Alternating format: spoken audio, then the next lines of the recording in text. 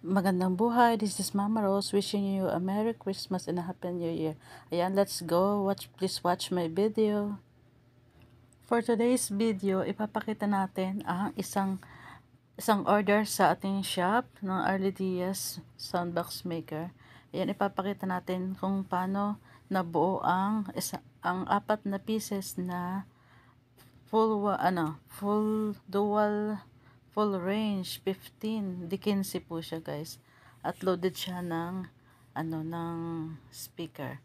Yan guys, order po yan sa kanya, so inabot lang po siya ng 4 days. Hello, magandang buhay, Bago this is niya Mama nabuo Rose, welcome to my channel. Ayan, another episode tayo ngayon ng ating soundbox speaker. Ayan guys, makikita nyo. Ayan, ayan. And guys, tara panoorin natin. Ito na po siya ang dual full range 15 di 15 po. Apat na pieces po ang order from Bound to Bicol. Ayan po, taga Bicol po ang nag-order niyan. At yan po, i-loaded din ng speaker na loaded siya ng JH157 at Hoson Neo 15. Ayan, makikita natin yan mamaya pag na-finish na. Ayan pong hinahawakan ko na yan. Ayan po ay napakinis na siya na masilya. Yung masilya niya ay napakinis na siya na, ayan, makikita makinis na at ready na po siya para sa pintura. Ayan naman po, kasalukuyan po yan na, yung pangalawa na yan. Yan po nag-start po na. Ang tawag po dyan sa nakapatong na yan ay orbital sander. Yan, napakagaspang po niya kasi meron siyang tawag ba dyan yung ayan, binugahan sila ng flexiband mixture para po matibay at makapit ang pintura. Ayan, tapos pagkatapos po niyan ano niya ng sander para matanggal yung pagkagaspang niya. Ayan po, marami po ready natabas na ng mga plywood. Ayan guys, let's go sa pangalawang box, speaker box ng dual full range. Ayan, kinikis-kis niya na po siya ng ng masilya, ng ba tawag dyan? Yung liha, kasi makinis na siya, yung pinapakinis pa ng gusto para pag nagpintura siya pantay-pantay. Ayan po yung mixture na ginagamit niya, yung flexiband. Yan yung po mayroong semento at may flexiband na pinaghahalo yan para matibay po kahit mabasa, hindi siya na masisira. Ayan, yan po yung gagamitin niya, yung maingay yan. Mamaya maririnig yung gano'ng kaingay yan. Ang tawag po dyan ay orbital sander. Ayan, gagamitin niya yan.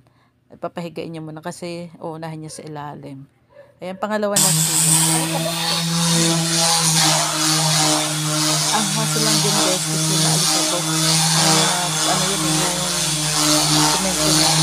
Ang galing, no? Kaya kailangan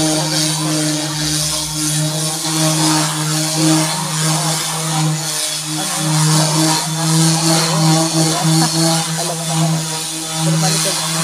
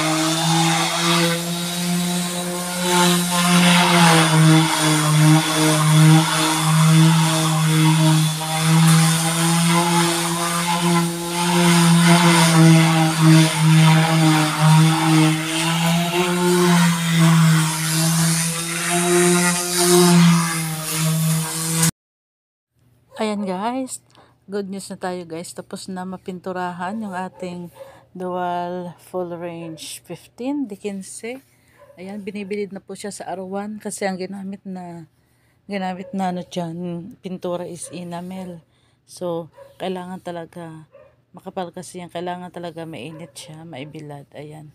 4 na piraso yan guys. At ang screen yan ay nakabilad din. Full screen siya guys. May protection na sa speaker na ikakabit, naka-protect na siya kasi may screen na kinabit. Kulay black din siya guys. Ayan. Isa ang ano niya. Ayan, mamaya ipapakita ko sa inyo, loaded siya ng JH157 at Hoso Neo 15 na speaker.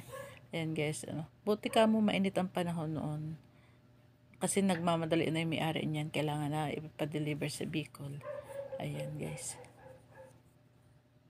Ayan, 4 siya na nakabilad. Yung isa bago kakapipintura lang, kaya hindi mo na pwede siyang ilabas sa initan.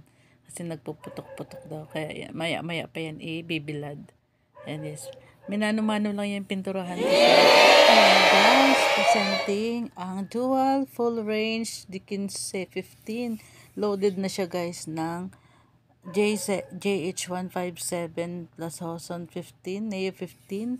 Ayan guys, di ba ganda?